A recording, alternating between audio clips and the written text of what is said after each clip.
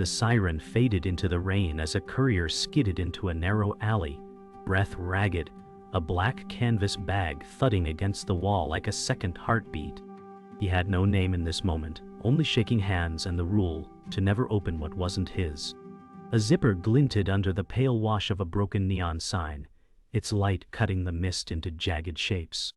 From somewhere above, a faint laugh slipped down the walls like oil, sharp and mocking.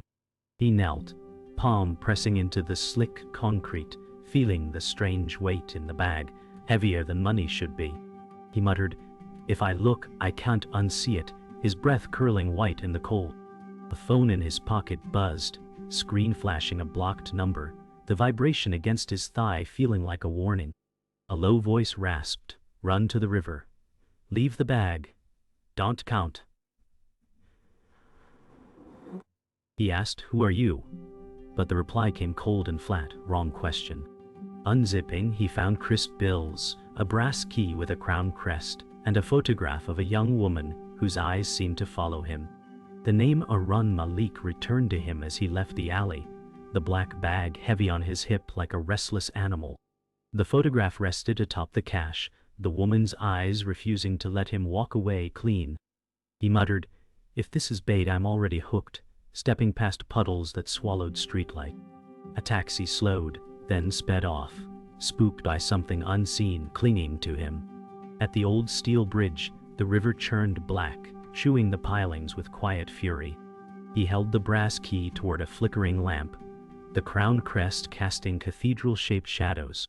The blocked number called again, and a new voice promised wealth if he returned what was stolen. Arun asked, "Who is she?" And silence weighed before the answer came. "Lila Vale. Missing, or so they say. Bring the key. Alone." The line cut, and the river applauded with dark waves. Lila Vale had been the city's favorite mystery, the 26-year-old heir who vanished the week her father's will froze a dynasty in place. Arun scrolled endless headlines, her image shifting from yacht decks to dim galleries. Each photo was a study in distance, as if she'd been practicing disappearance. He whispered, "You were gone before you left," while the kettle hissed in his cramped apartment. Cash lay scattered on the table, the brass key at the center like a compass pointing nowhere. "If I go to the police, I lose the truth," he said, the words feeling heavier than the bag. A faint rattle came from the stairwell, followed by a folded note sliding under his door. The paper read, "Bring the key to the Vale Mausoleum before dawn. Alone." Arun tapped the message against the table edge, reading it twice. "Graves at sunrise," he said. "Someone wants a resurrection." Fog curled around the cemetery gates, dawn bleeding pale light over stone angels. The Vale Mausoleum stood ahead, its crown-carved lintel defiant against decay. Arun's boots soaked through as he approached, bag hugged close like a secret.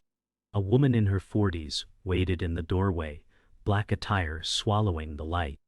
"Hand me the key and take your fee," she said, voice sharp with authority. "I need a reason bigger than greed," Arun replied, the fog swallowing his words. "The reason is survival." "Yours," she said, as a clock chimed somewhere within. Arun raised the key, its crest catching on the mausoleum's engraving like a mirror. She extended a velvet tray, patient and precise. "I want to see Lila," he said, and her answer was ice. "She is not to be seen. She is to be restored." Inside, marble and faint incense cloaked the air, votive lamps casting trembling halos. A stone sarcophagus dominated the chamber, fresh dust marking its base. "Place the key on the lid," the woman instructed, eyes unblinking. "Keys open or they lock," Arun said. "Which is this?" "It keeps promises," she replied, as hidden gears whirred beneath stone. The lid shifted, revealing not bones, but a safe, engraved with the same crown crest. Inside lay oilskin-wrapped documents, and a slim metal case marked LV. "If she is owed, this is the ledger," Arun murmured, holding it back from her reach. "I don't move blind," he added, fingers tightening on the case. From the doorway, a voice, clear, young, certain, cut through. "Then look." Lila Vale stepped in, alive and unafraid. Lila's gaze moved over Arun like she was measuring him for something heavier than trust. "You were supposed to leave the bag," she said, voice calm but frayed at the edges. "I don't deliver mysteries without answers," Arun replied, his stance tightening. The assistant shifted, clearly wishing this meeting had never happened. Lila stepped closer, her coat dripping fog onto marble, eyes unwavering. "This key unlocks more than a safe," she said. "It's a debt ledger."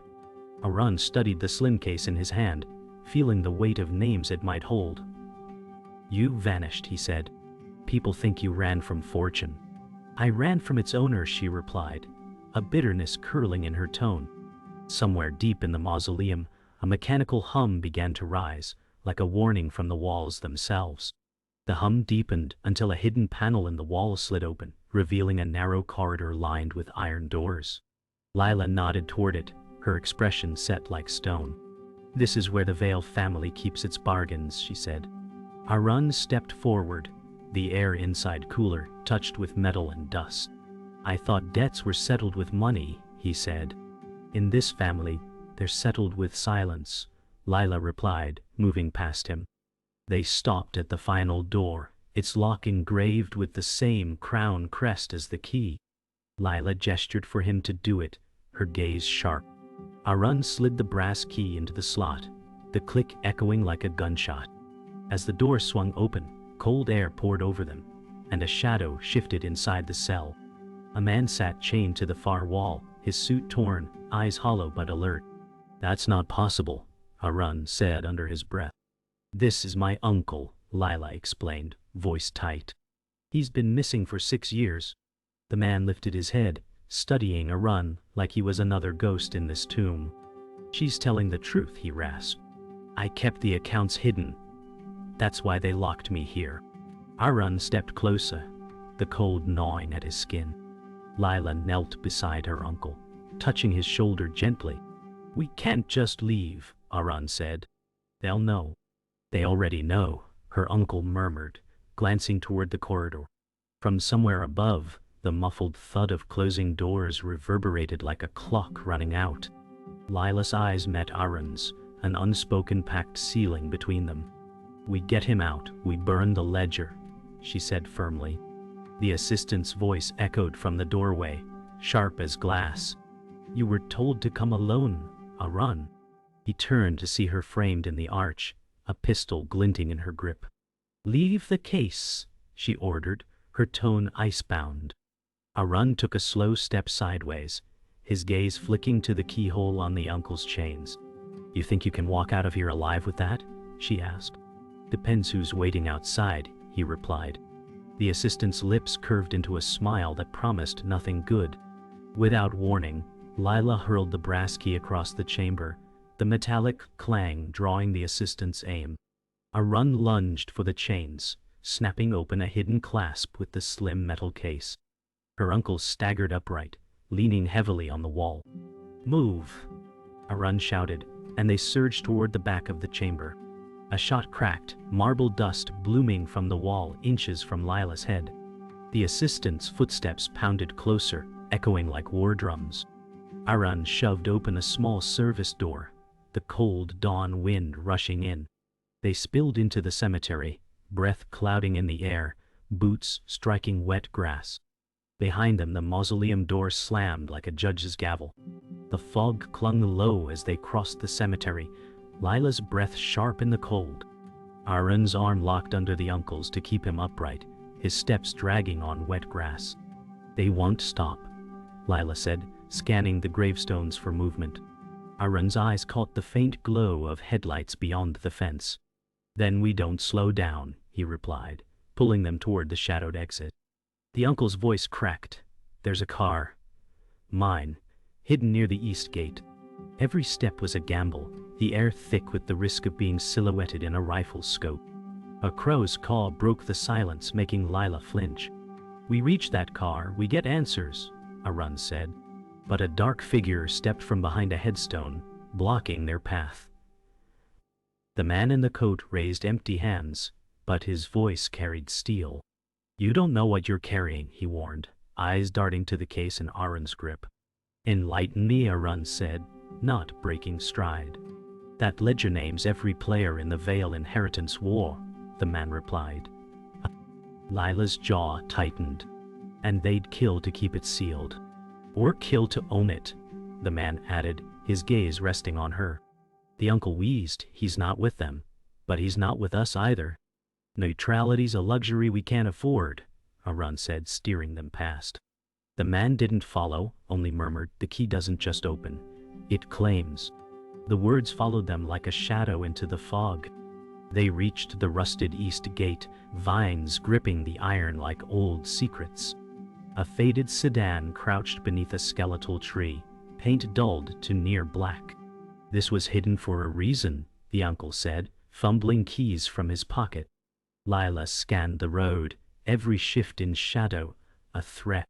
Arun opened the back door, easing the uncle inside. The key turned reluctantly, the engine coughing awake. As they pulled onto the dirt road, Arun caught movement in the side mirror. A second car rolled from the fog, its headlights off, its intent obvious.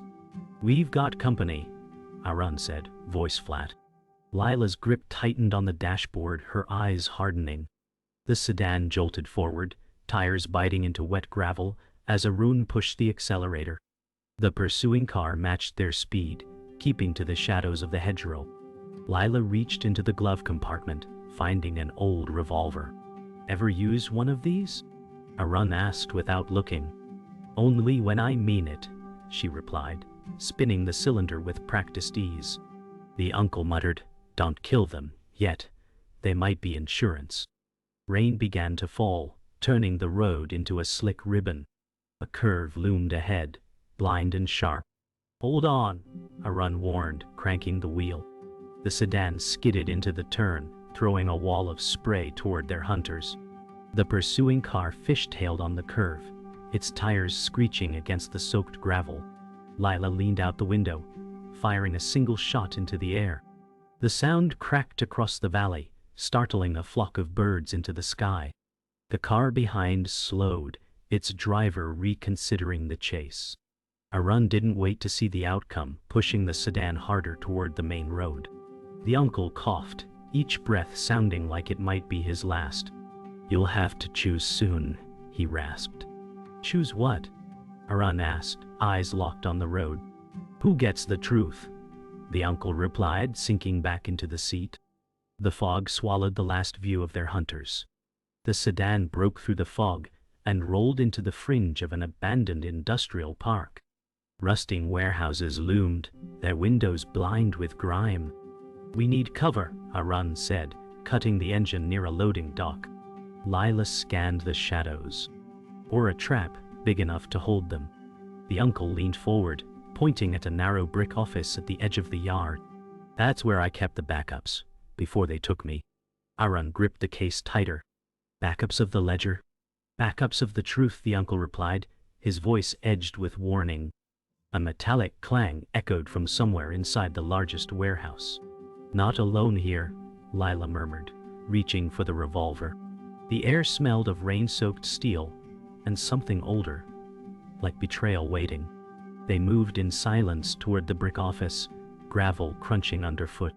Arun's free hand hovered near the door handle. Inside, the air was thick with dust, paper, and the metallic tang of disuse. Filing cabinets stood like sentinels, drawers slightly ajar. The uncle shuffled in, running his hand along a cabinet top. "Still here," he murmured, unlocking a bottom drawer. Inside were microfilm reels and a small black notebook, edges worn smooth. Lila asked, "Names?" The uncle nodded grimly. "And amounts, enough to bury them or us." Before they could speak again, glass shattered somewhere behind them. Shards crunched under boots as two masked figures stepped into the room. They carried short-barreled shotguns, eyes hidden but intent obvious. "Hand it over," one growled, voice muffled. Arun shifted to put himself between them and the uncle. Lila's revolver was already leveled, steady despite her rapid breath. "You first," she said coldly. The lead intruder tilted his head. "We don't miss." "Neither do I," she replied. The second man's gaze locked on the notebook, his knuckles whitening on the grip. A single drop of rain fell from his coat sleeve, loud in the tense silence. The first masked man lunged, and Lila fired, the shot tearing a cabinet handle clean off. Papers burst into the air like startled birds. Arun shoved the uncle toward the back door. The second intruder fired into the wall, plaster dust raining down. Lila stepped sideways, keeping them in her sights. The uncle's voice echoed, "This way." They spilled into a narrow service hall, the smell of mold and rust thick. Footsteps pounded behind them, each step a countdown. Arun slammed the case against the exit bar, door bursting into the yard. Rain met them like cold applause. They ran into the open yard, puddles splashing under their feet. The sedan was too far. The pursuers were too close. "Warehouse," Arun said, pointing to a side entrance. Inside, the cavernous space swallowed them in shadows and dripping echoes. Rows of rusted machinery stood like skeletal guards. Lila dragged a metal crate in front of the door as the uncle collapsed against a beam. "We can't keep running," she panted. Arun's eyes found a rusted ladder leading to a loft. "Then we make them come to us," he said. Outside, the pounding on the door grew louder, and the storm followed them in. The pounding on the warehouse door became a thunderclap, then silence. Arun gripped the metal case, scanning the loft above for an advantage. "They'll come from the sides," Lila said, her revolver steady but eyes restless. The uncle's breathing rasped, sweat beading on his pale forehead. A faint scrape of boots echoed from the catwalk overhead. Arun pointed upward. "We're not alone up there." Lila moved toward the ladder, each step slow, calculated. "I'll cover you," Arun called, positioning near a stack of crates. From the shadows above, a voice hissed, "Drop the case, Courier." Arun didn't move. "Come take it." Lila climbed swiftly, the metal groaning beneath her boots. The figure above retreated into the deeper dark of the loft. Arun's gaze tracked her progress while the uncle muttered, "It's not just them, there's more coming." Outside, engines roared to life, echoing in the wet yard. Lila reached the loft and swung the revolver toward the shape of a man crouched behind a beam. "Keys unlock or they claim," he whispered, echoing the stranger from the cemetery. Arun caught movement at ground level, a side door creaking open. "Company, Lila," he called sharply. Footsteps spread across the warehouse floor like closing jaws. The side door swung wider, and two more masked men entered, weapons raised. Arun ducked behind a crate, the metal case clutched tight. "Hand it over or he dies," one barked, pointing at the uncle. Lila's shot rang out from above, splintering wood at their feet. The men hesitated, then split, one toward Arun, one toward the ladder. Arun stepped from cover, kicking a crate into the path of the first man. The uncle grabbed a length of pipe, raising it despite his trembling arms. "You'll have to get through me," he said. The second man reached for the ladder just as Lila kicked it sideways. The ladder crashed to the floor, echoing like a warning bell. The masked man cursed, raising his weapon toward Lila. Arun hurled the metal case across the room. It skidded into shadow. Both intruders turned instinctively toward the sound. "Move!" Arun shouted, grabbing the uncle's arm. They sprinted toward the back corner, weaving between rusted machinery. Above, Lila dropped from the loft onto a stack of crates, rolling to her feet. The storm outside grew louder, wind rattling loose sheets of metal. Somewhere near the front, the main doors began to groan open. The main doors burst inward, revealing a flood of pale headlights. Figures poured in, men in suits, their silhouettes crisp against the glare. At their center stood the 40-year-old female assistant, pistol in hand. "End of the line, Malik," she called. Lila stepped in front of Arun, revolver steady. The assistant smiled. "You've carried it far enough." Arun's jaw tightened. "Then take it from me." The warehouse air seemed to hold its breath, every drip and echo suspended. Outside, thunder cracked, swallowing the moment whole. The assistant stepped further into the harsh cone of light spilling from the warehouse entrance, rainwater streaking down her cheeks like thin silver wires, her hair plastered to her temples.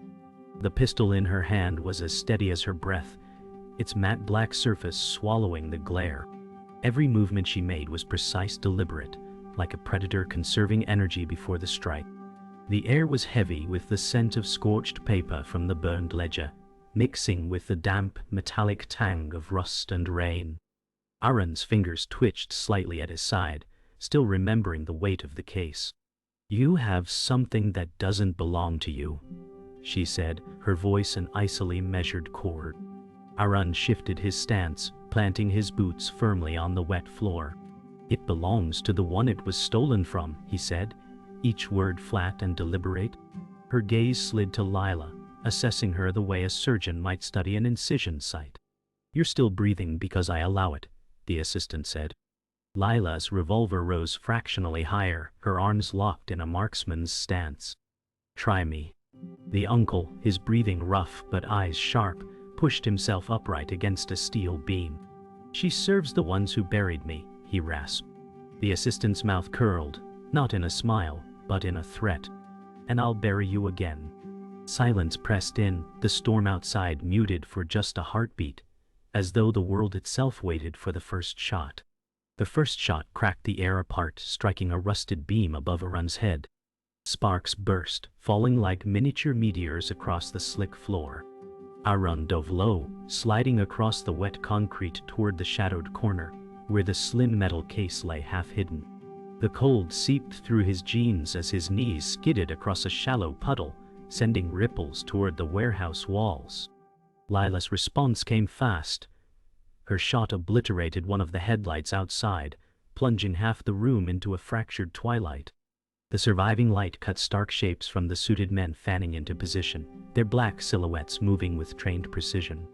The uncle stepped directly into the assistant's path, gripping his rusted length of pipe like it was a weapon forged for this very moment.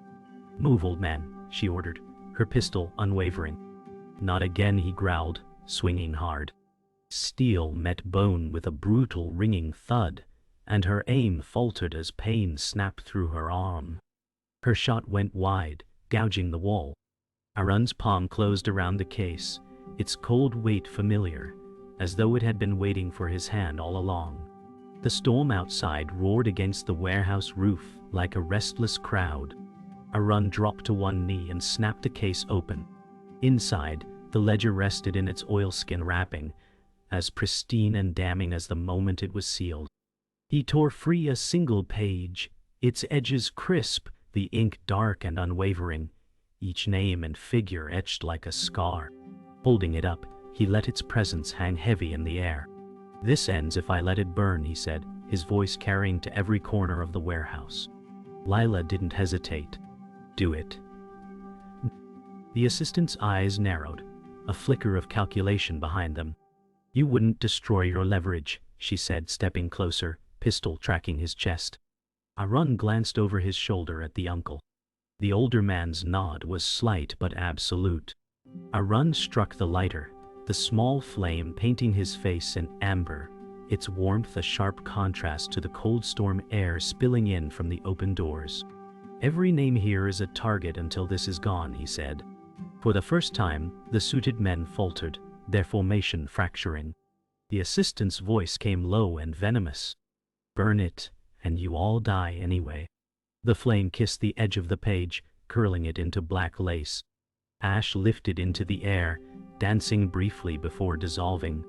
The assistant lunged, but Lila's warning shot struck the floor at her boots, sending a crack through the concrete and halting her advance. "That's one name gone," Arun said, his voice stripped of heat, leaving only cold certainty. The suited men moved as one, rushing forward, their footfalls drumming against the slick floor. Arun dropped the burning sheet into the open case. Fire caught on the oilskin cover with a hiss, blooming outward in a hungry orange flare. The uncle swung his pipe in a brutal arc, forcing two attackers to stumble back into the shadows. The assistant's scream rose above the noise, not fear, but a raw, tearing fury that belonged to someone watching their entire world turn to ash. Rain broke through a cracked skylight, droplets sizzling as they struck the growing flame, the sound like a hissed curse from the building itself. Smoke thickened, curling through the beams, softening the edges of everything until faces became silhouettes. The ledger burned fast, the ink writhing and vanishing, whole histories dissolving into curling ghosts of ash. One by one, the suited men lowered their weapons, their mission crumbling in tandem with the pages. The assistant's pistol drooped toward the floor, her chest rising and falling in short, sharp breaths. "You've doomed us all," she said, her voice trembling, not from weakness but from the shock of watching control slip through her fingers. Arun shut the now empty case with a metallic snap that seemed to echo far longer than it should have. "No," he said, "I freed us." Lila stepped to his side, her revolver low but steady, her gaze locked on the assistant. "Tell them whatever you want," she said. "Just leave our names off it." The uncle leaned against his pipe, breath still labored, but a flicker of triumph burned through his exhaustion. Above them the rain softened, and through the broken skylight, a pale slice of daylight broke into the warehouse like a quiet promise.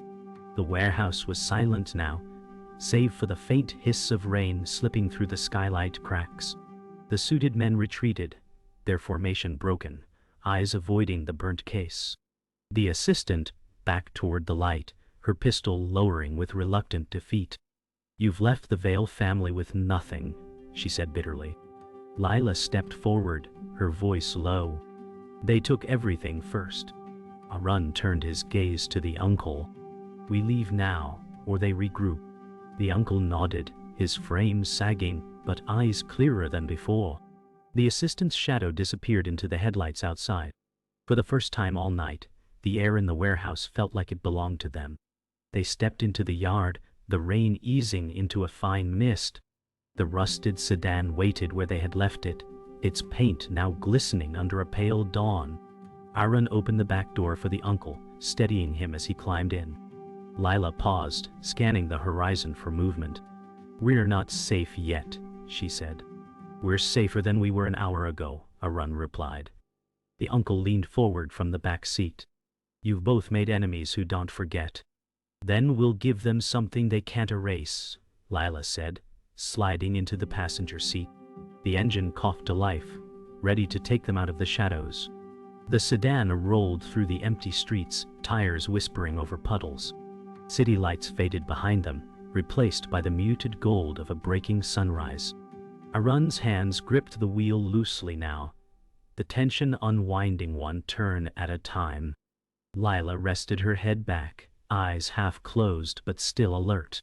"Where do we go?" she asked softly. "Somewhere they can't follow," Arun said. The uncle coughed, then smiled faintly. "That place doesn't exist, but maybe we can make it." Lila's gaze met Arun's in the side mirror, a look equal parts trust and warning. The road ahead curved into mist, swallowing them from view. Hours later, they stopped at a roadside diner where the smell of coffee drifted into the parking lot. Inside, the air was warm and heavy with the sound of clinking cups. They took a booth in the far corner, backs to the wall. The uncle sipped slowly, his hands steady for the first time. "You burned a ledger, but the memory of it stays," he said. Lila nodded. "We decide who hears it." Arun stared at the rain-speckled window. "And who never will?" Outside, a truck rumbled past, carrying someone else's story down the highway. For now, their story stayed at this table. As they left the diner, the rain had stopped, leaving the world rinsed and sharp. The sedan waited at the curb, steam rising faintly from its hood. Arun opened the driver's door, pausing as Lila's hand touched his arm. "You know this isn't over," she said. He met her gaze, a faint smile breaking through. "It's just not their game anymore." The uncle settled in the back, eyes closing in quiet relief. They pulled away, the road stretching out like an unwritten page. Behind them the diner's neon flickered once, then went dark.